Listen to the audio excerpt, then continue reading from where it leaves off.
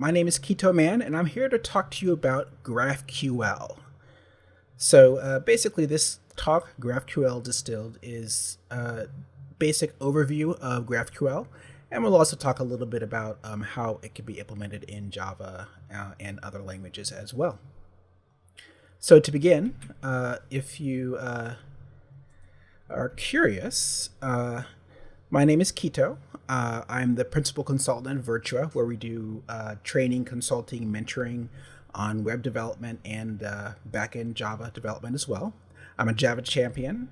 I'm a Google developer expert on web technologies. And if you like podcasts, I encourage you to check out my podcast called Stacked.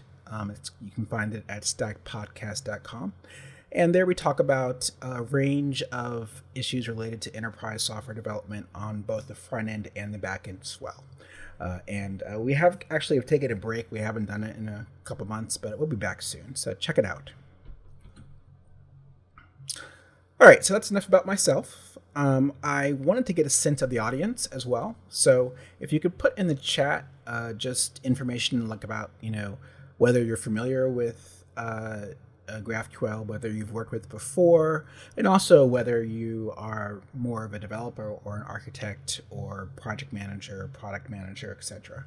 That would just help me get a better sense of the audience. Of course, I can't tailor this too well since it's a recording, but at least we'll have a sense in the chat of who's actually watching the presentation. Okay, so first of all, let's talk about what GraphQL is and what it isn't. And sort of compare it to the world of REST development, which most backend developers are very comfortable with. So you can think of GraphQL as an alternative approach to developing client-server applications, right? When I say client, I mean any browser-based or mobile-based or even fat client-based application talking to some server which is sending back data. So in this simple example on the left, you see basically a very, very simple GraphQL query. And we're saying basically, give me a hero and give me the name of the hero. Okay. And on the right-hand side, you see the actual response, which is basically just data, which is always the first element returned. And then it's actually the name of the object, which is hero, and then the value of the name, which is the property which was requested on the left-hand side. So this is pretty much the simplest example you can possibly get in terms of GraphQL, but it gives you an idea about the way it works. And there's a couple key things here. First of all, on the left-hand side, it's not actually JSON, although it sort of looks like it. On the right-hand side, it really is pure JSON. Okay. There's a few other nuances about the way GraphQL works. First of all, it doesn't actually use REST. So all the stuff you know about REST-based APIs, not really relevant in terms of GraphQL. It's like basically a whole new protocol, a whole new way of working with data from coming back from a server. When I say new, it's not really that new. It was actually created by Facebook in 2012, so it's actually a little old in the world of software development. It wasn't open source though until 2015, which is only about 6 years ago. And there was a GraphQL Foundation started in 2017, which is basically a steward for the technology itself. And there's a specification and different implementations and all that kind of stuff. It's actually used by a lot of large companies. Now I'll go back to this previous slide here. There we go. So you can see here we've got GitHub, we've got Intuit, Rakuten, Lyft, PayPal, Shopify, Yelp, Wayfair, etc., and of course Facebook. And it makes a lot of sense for Facebook because a lot of what GraphQL does is make it easy for you to work with large graphs of data, which of course Facebook is famous for. If you look at their, basically the type of data they're dealing with, it's one huge graph.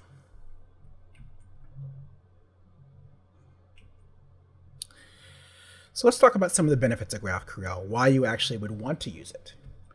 The first thing is that it sort of turns the notion of grabbing data on its head.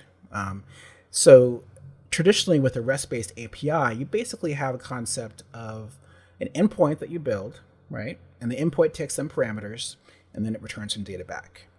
But all the client really knows is what that specific endpoint provides. It doesn't really know anything else. Just basically, you provide, this is the endpoint, this is the data it collects or it requires, and this is what it does and what it returns.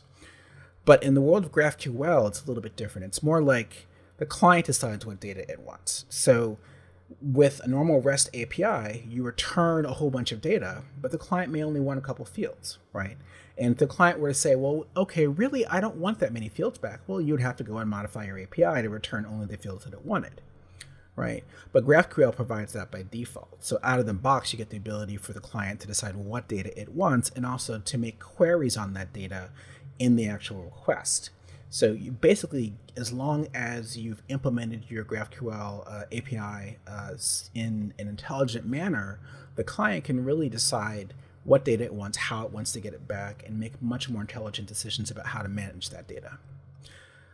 The other thing is that the server decides where to get it. And this is true, of course, for any API, but essentially where the data is coming from is abstracted from the front end. So the client can make a request and the server can get it from a database. It can get it from 3 other services. It can get it from a database and 3 other services in a JSON file. It doesn't really matter as long as the API is implemented correctly. And one of the nice things about that is that the fact that the data can come from disparate data sources and you can provide a cohesive API for that data means that it's well suited for backends for front ends. So basically the idea where you have one particular API that basically consolidates access to several different other services or other endpoints down the line.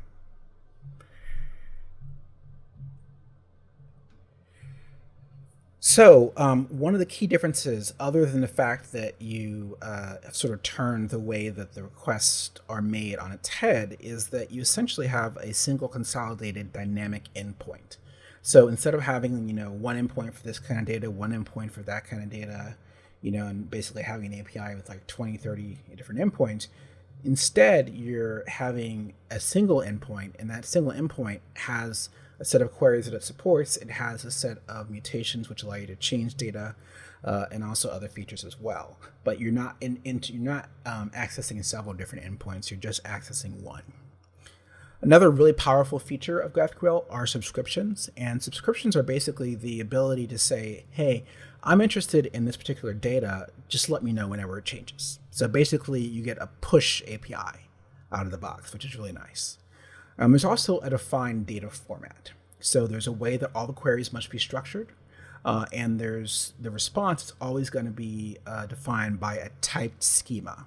So GraphQL is a strongly typed, you can call it language, but basically the schemas for the data are strongly typed. So if we compare this to REST, it eliminates some of the drawbacks. So in REST, often the endpoint decides what data is returned, right? You may have to call several different endpoints to get data back. There's no specific data format. So a REST call can return whatever it wants, right? Generally speaking, we return JSON, but it can return a string. I think we've all worked with ones, those of us who have been around for a while have worked with REST APIs that return XML. So there's no rule about what you have to return. Okay. The other thing is that there's no push standard built into REST. It's not really part of the API or the technology. So let's take a look at a demo. Let's look at what GraphQL is and get a sense of how it works. So I'm using this client here called Altair, and Altair is a browser or Electron, or Electron meaning you can install it on your desktop as a desktop application. But essentially, it is a client for working with GraphQL requests. And I'm actually going to clear this so we don't give away too much. Basically, what it does, and again, let me close this out. I'm going to add this new one here. Close this. Okay, and we'll ignore that error for a second. Okay, so most of us who have written or worked with REST endpoints are very familiar with Postman, right? So you can think of Altair as Postman. for GraphQL. GraphQL Postman has some features built in for GraphQL, but it's really not that great of a client. Altair is decent. It's a little buggy, but it's pretty decent. Another one which we'll see a lot is called GraphIQL, which is sort of the default standard by the GraphQL Foundation. And that's really great for working with an API that you develop. But Altair I find a little better for working with different APIs because it has support for collections and things like that. So let's take a look at a simple example. So here's my simple query. And you can ignore these errors. Altair's a little flaky about authentication. Basically, it's throwing an error and then it authenticates and it's fine. So one of the things that I decided to do in this demo is actually use the GitHub GraphQL API. In previous sessions, I've used the Star Wars API, which is pretty handy. But now I've switched to the GitHub API. And what's nice about that is that it's a real world API. Everyone can relate to it. And it's really quite powerful. So basically what I'm doing here is I'm just making a very simple query. Okay. I am just requesting to get all of the repositories that are owned by me with the name GitHub repo list. GitHub repo list is a little example application I did for a different session on web components, but it happens to talk to GitHub, to the GitHub REST API. Excuse me. All right, so I'm making this request, and I'm requesting all the repositories with the owner Kito99 and the name GitHub repo list. And I'm saying I want an ID back, I want name, issues, total count, stargazer count, primary language, etc. So I'm specifying only the fields that I care about. So if I make a request, I get back what we saw earlier, which is the response. So I find out the ID, the name, how many issues there are. Stargazer is not a very popular repo, it's just an example. The primary language for this particular repo is TypeScript. So this is a very simple example of a query. And what's also interesting is I could even do this. And it would still work. So by default, you're essentially creating a query. Okay. So that's a very simple example. Now, one of the things that you'll notice about this is that I can actually get a lot of information about the API. So if I hit Control Space, sometimes it takes a second, I can get all the different fields. So I can get from within the repository, I can actually get things like code of contact, contact links, branch protection rules. Let's see what else they have here. Description HTML. So let's say I want to add the description in here. Okay. So I could do that, and then I get the description back. Okay. And then also, even at the top level, I can find out what the possible choices are. So you can see at the top level, I have selected repositories, but I could also get licenses back, marketplace information, all of the different nodes, which is sort of basically everything in this particular schema is a node. So you can get all those back, organizations, all that kind of stuff. So I can get a lot more things back as well. And also what I get is documentation. So this shows me all the different fields I can get back, and this basically provides details about all of the different properties that are here in the different queries I can make, etc. So it's pretty cool stuff. So that's a very, very simple example. Let's move to a more complicated example. We'll get the same annoying error from Altair here. All right, so you see here a couple things have changed. First, I've given my queries names. So you can sort of do that default method where you just have a query with nothing, or you can actually give it a name. So here I've given my query name, and I again am specifying a query for a repository and using prime faces, which is a popular open source library for Java server faces. From this, I'm basically trying to get all of the issues from prime faces. So I grab the repository, and then a lot of the other properties are actually allow me to do queries, to pass in parameters that basically tell me what sort of data I want to get back. And then I get an edges back and node, so it gives me sort of a graph perspective of things. And if I do the request, sorry, let me run it from here. You can see now I've got all the information for prime faces, different edges, title, node, etc., etc. Okay. So these are giving me all the different issues that are currently in the prime faces repo. Now, what's interesting about this also is if you're wondering about what this looks like from a from a raw request response perspective, let's look at this again. Okay, you see the endpoint is just GraphQL. Okay.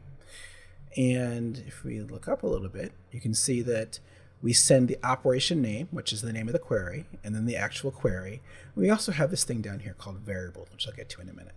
So we get that, and then the response, of course, back is just normal, normal JSON, nothing too fancy going on here. Okay. So basically, you're always going to get this data element back, and then whatever else is in there, what's returned by your specific API. So this is a simple example, issues. Okay, so let's take a look at another one. Okay, so here I'm doing a search. Okay, and I'm specifying I want to search for anything with GraphQL and Java in it. This is a normal GitHub query string that goes in here. And I can specify the type, and the type is actually going to allow me to specify multiple types here. Let's see what. Code completion. Code completion is a little slow with Altair because the GitHub API is really large. So, all right, there we go. So I can specify issue, repository, or user, and then I specify how many records I want back because, of course, GitHub does not want to return me every single record it has in its repository at once. There's also some pagination features, like I could do after a certain amount. So basically, this allows me to paginate. I could do after 30, and then give me the next first 30, or I could get the last 30 or whatever. Let me run this query. So this is a little bit different. Okay. And you see I'm getting back the properties that I expected: a name with owner, stargazer count, created at, watchers, etc. And on the left here, there's something a little bit different going on. So when I make a query here, basically I don't know exactly what type I'm getting back here because it could be different types depending on whether or not I specified a repository or what's the other option, issue or user, right? So in order for me to specify which properties I want, I need to specify the actual type that I'm expecting. So think of this as sort of like casting or switching for a particular type. I could even do stuff like this. I say on repository. I could do something like this on issue. I could do something else.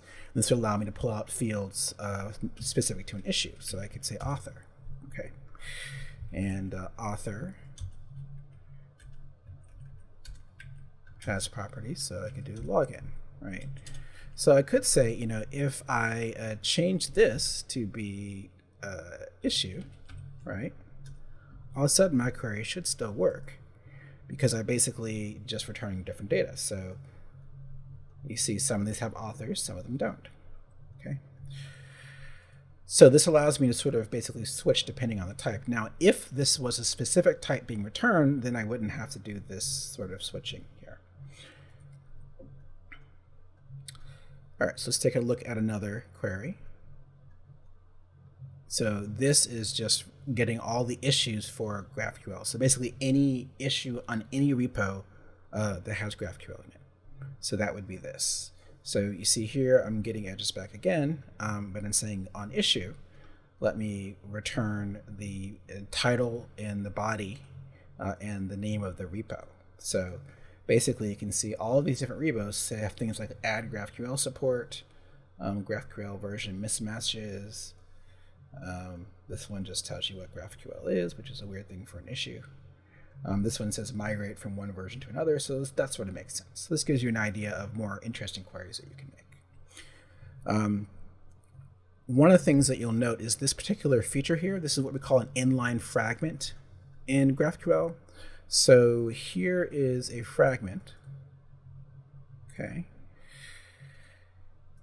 And so this is in the example we just saw, right? But we also could do it this way. So basically you can have different fragments that you can reuse in different queries. So here we're doing a search, and this this is the actual fragment here, and we're basically using that fragment down here. Okay, so this is going to give us the same thing as the inline fragment would, but the inline fragment is basically just a simple way to switch on a particular type. But if you want to reuse parts of GraphQL queries, you can do that with an ordinary fragment like this. So this again is the fragment itself, and down here is the example of using the fragment using that ... notation. Another powerful feature of GraphQL are mutations. Okay, so basically, you know, the sort of #1 thing people use it for, of course, is making queries, but you can also use it for updating data as well. And it has a pretty powerful API for that. So basically here I'm creating a mutation. I'm calling create issue, and I'm setting it the name of a repository ID, and I'm basically just going to create an issue for that repository. Okay, and when this particular mutation returns back a data type, okay, and that data type has a few different features. It has the issue that was returned. I can also get back an ID about the actual operation that occurred as well. So if I were to run this, what I end up with is the response back. So basically, because I'm using the API token for my account, Kito99, I'm the author of the issue, and there's a title, a demo, and title body. Okay, so basically, I've updated my GitHub repo and added a dummy issue called demo. So you can use mutations to update data any way that you would expect to, and it just gives you a way to have the right aspect of the GraphQL API. Now, what's interesting about this is if I go back to my simple query, okay, you notice here I had total count of issues was 2. If I just run this again, you'll see and now I have 3 issues. So I have actually really updated data. Okay, so that's sort of the quick whirlwind world of GraphQL. Let's talk about a couple more things.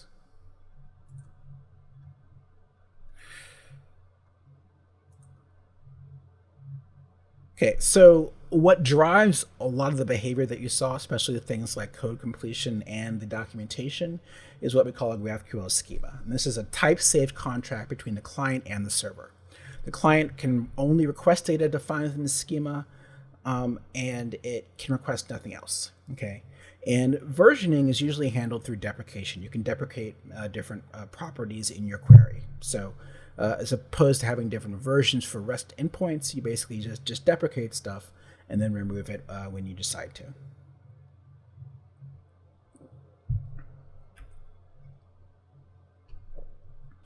So let's take a look at some of the schema. So right here we have the actual schema for GitHub, okay? And you see we have that top level element, that query element, okay? So I'm gonna make this just a little bit bigger. Okay. So we have the query, and these are all the properties. And you notice that this documentation here, this is actually what shows up in the docs in the client. So you can provide comments, descriptions, etc., which can show up in the documentation. So we have a type query. Okay, it has all of these different properties, and these properties are different types too. So if we took, for example, the code of conduct here, we can then take a look at the actual code of conduct itself. And we see that the code of conduct is here. It has properties body. There are a few primitive types, or not primitive types, but default types, I should say, that GraphQL provides, like string, ID, etc., URI. And of course, each of these have a description, which shows up in the documentation. And you'll see also we have the ability to implement an interface. Okay, so here we're implementing the node interface, and this is a very common pattern to have like a default node interface that everything implements. It's not required by GraphQL, but it's pretty common. And this is how this is why we're able to make queries and get a node back, and then be able to switch on the actual type of the node, because almost everything in this API it implements the node interface, which really just has an ID. Okay. So that was the query. We'll go back and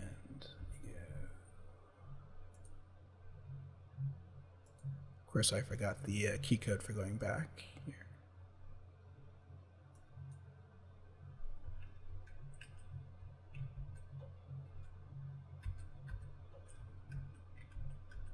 All right, excuse me here. So that was an example of a query. We'll go down back to type. Okay. And here's a license. There's a marketplace category. Basically, all the different types we've talked about. Nodes, so you can get all of the nodes that are available. There's also additional metadata, and GraphQL actually provides a whole bunch of metadata by default. But this is a quick view of what a mature schema looks like. You can see we've got a deprecation here. And if we go down to, we'll just look at repository real quick. Okay, so we've got basically whenever you make a query for a repository, you specify the name and the owner, as we saw earlier. And the repository is here. And you see it's got assignable users, which is a user connection. So when you make that query, you need to specify basically what users you're looking for and how many records you want back, collaborators, all those different properties we discussed. So that's a quick look at a schema. And what's nice about this is that it is essentially a contract between you, the backend or front-end developer, and the other party.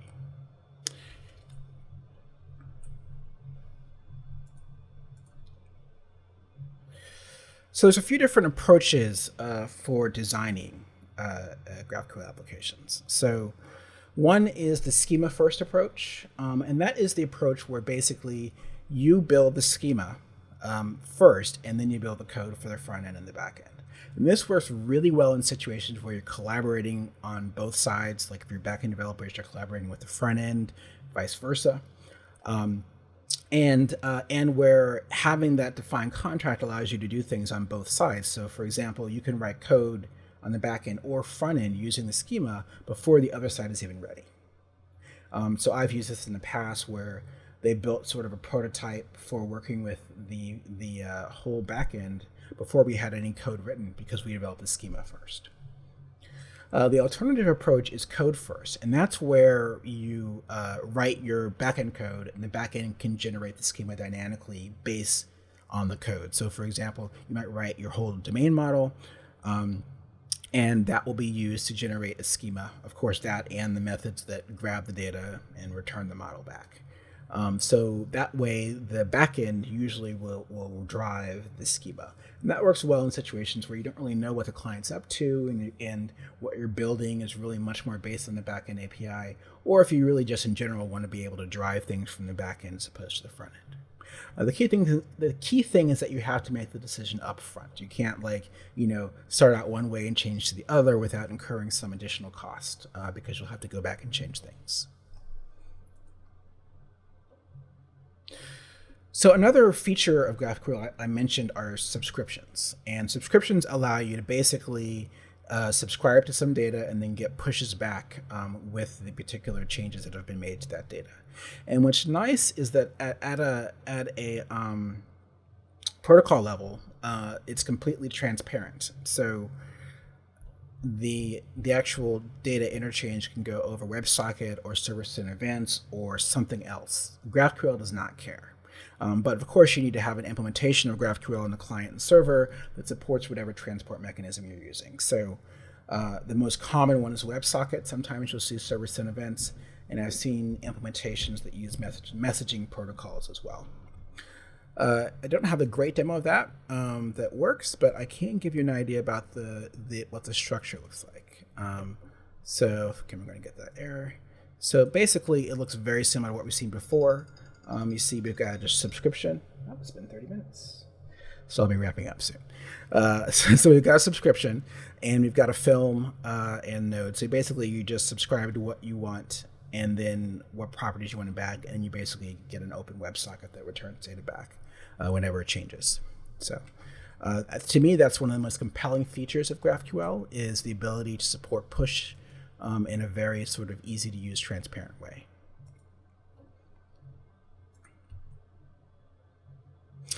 All right, so let's talk briefly about implementations. We'll sort of wrap things up here. So everyone's like, when they see this presentation, one of their first thoughts is, well, okay, that's cool, but how do I do it? Can I do it in my language? Of course, this conference, that language would be Java. So basically, GraphQL is supported on pretty much every language you can think of. So we've got JavaScript, Go, Python, Java, Kotlin, Flutter, Erlang, Scala, etc. Any particular language you can think of, there is GraphQL support. Same thing goes for the server side. You've got basically the same set of languages. Of course, there are some that you'll see more on the client than the server. But for Java, obviously, you're going to see a lot more in the server than on the client, although client libraries are available. So when it comes to actually building applications with Java, there's a few different options. First of all, there's GraphQL Java Tools, which is sort of the default low-level library for working with GraphQL. It supports everything about GraphQL. It's really powerful, really flexible, but it's kind of not really built for like application development use. It's more of like a low-level library. So when it comes to actually building an application, actually, I'm sorry. GraphQL Java tool. There's two things. First of all, there's GraphQL Java, which is the low-level library. My bad. And then there's GraphQL Java Tools, which is built on top of it. So the GraphQL Java Tools is actually something you can use. So there's a couple different ways you can use it. You can use it. They have a servlet you can use. You can integrate it with Spring Boot. I've used it with Dropwizard, which is an older microservices framework. So it's pretty easy to integrate with different frameworks, and it has some tools just to make your life easier. It also supports schema-first development, which is really nice. So GraphQL Java Tools is actually pretty cool. GraphQL Java is the low-level library, which you probably won't use. What was very recently introduced, actually just this month in February 2021, is the Domain Graph Service framework, or DGS, which is a new framework from Netflix, and it is a fully featured Java framework for supporting GraphQL. They have both client and server features. They've got schema first or code first, a test framework, integration with Spring Security. It does integrate with Spring Boot. It's probably the #1 consumer for it. And also supports subscriptions as well. So that's a great library. Well, at least it sounds great. I haven't used it, but it's battle tested from Netflix. So I'm assuming it's a pretty rock solid option. Another option is microprofile GraphQL. And this basically is the implementation for GraphQL for any sort of microservices framework that supports the microprofile specifications. And that's going to be something like Quarkus or Webs for Liberty or Halidon, which is the Oracle one, or Tommy, or even Payara. So pretty much all of the sort of Jakarta EE type servers as well. So I'm just going to show you very quickly how that works. So if, let's say, we have a API that we want to build, and it basically looks sort of like this. So we have a few very specific queries. We have a random query, a random number, woohoo! And then we have the people query, where we get back a set of people. We specify we want the names, etc., surname, and here we're getting scores they've gotten for different things.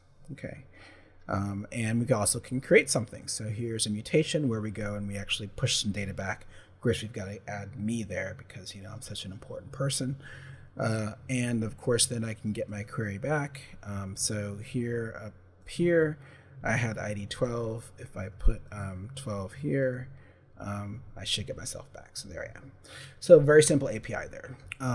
And right now, this is actually running using Quarkus, which is another implementation of microprofile and Jakarta EE and everything from Red Hat. And Quarkus is pretty cool because it also supports GraalVM, so you can have native images as well. And in order to add support for GraphQL, you basically just add this Quarkus small RAI to your app. And then you can, all of a sudden, in a normal JAX-RS endpoint, GraphQL API, you can write GraphQL queries. So you basically use normal CDI injection here. You specify this is a query. So you can see this is my get person. I'm also adding metrics, which is also part of microprofile. I'm doing roles allowed. Excuse my computer. So I'm also using authentication. But in terms of GraphQL, it's just this query thing here. So basically, when I call get person, when I go to get people, I can get all the people back. But also I can get a particular person back. And also this was that method. Whoops, excuse me. This was that method that returned the random number. And here are the mutations. So I just say it's a mutation. I know I'm getting a person, and then I update or create the person. And here I can delete a person. So it's actually, this particular API is really easy to use. Not all of them are this easy. The Netflix ones looks pretty easy. The GraphQL Java Tools ones is not quite as simple, but still pretty powerful. So this sort of gives you an idea, though, that building the API is not really that difficult. It's really more about deciding how you want to structure your schema and everything.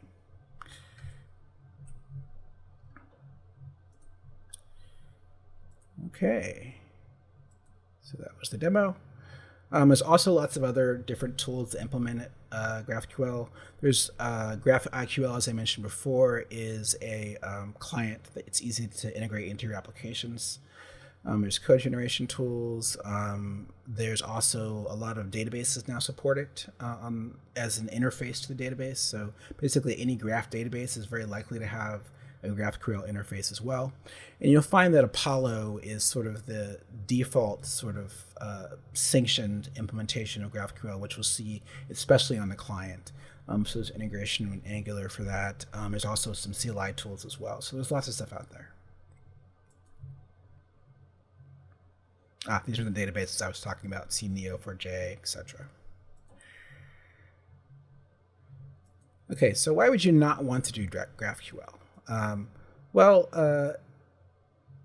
All these things which are generally positive may be a pain. Like if you're trying to change stuff quickly, you don't want to deal with strongly typed schemas, you don't really care if the client, or you don't want the client to have to worry about which data it wants. You just want to give it what you think it needs or what you know it needs. It's a lot of extra work. Also, most people are used to REST, so it's another learning curve. And if you have REST APIs that work just fine, you probably don't need to switch. It's really more about when you're building something new, or you realize you're trying to aggregate data from lots of different places and you're trying to create a unified API. Another drawback is that there's a lot more magic. It's basically going to be doing a lot of processing for you before it even gets to your code, because it has to process the query, and then when you return from your code, it needs to basically turn it into a proper GraphQL response. So, REST is easier to get started with. It's very well suited for read-only and load data APIs. So, if you're basically just returning the same data all the time, there's really no reason to bother with GraphQL. If you're basically doing a whole bunch of updates and not really returning much data at all, not really suitable. I mean, it wouldn't hurt, but it doesn't really scream GraphQL to me. And of course, REST is something people are familiar with, and sometimes it's nice to have the flexibility to return different types of data. Okay, so that's basically it. Here are some links, different sites you can look at. I will try to provide the slides somewhere, wherever they say they should go, or I'll put them up and send out a link. But here are some additional resources. And thank you very much for coming. And if there's any time left, we can take some questions in the chat. Otherwise, enjoy the rest of the conference. Thank you.